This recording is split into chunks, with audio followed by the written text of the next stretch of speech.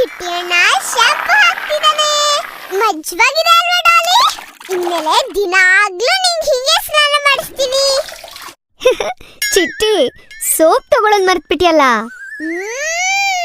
ಇವಾಗ ಮುಖ ತೊಳೆಯೋಣ. ತಲೆಯಲ್ಲಿ ನೀರಿದ್ರೆ ಥಂಡಿ ಆಗುತ್ತಲ್ವಾ, ಅದಕ್ಕೆ ಟವಲ್ ಇಂದ ತಲೆ ಒರೆಸ್ಬೇಕು. ಚಿಟ್ಟಿ, ಹಾಗೆ ಪಪ್ಪುಗೂ ಸ್ನಾನ ಮಾಡಿಸ್ಬಿಡು.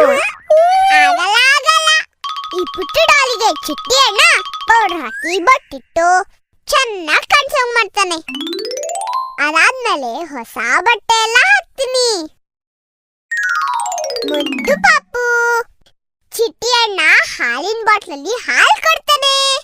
ಇದನ್ನ ಕುಡ್ದು ಚೆನ್ನಾಗಿ ನಿದ್ದೆ ಮಾಡು. ತಾಚಿ ಪುಟ್ಟ ತಾಚಿ.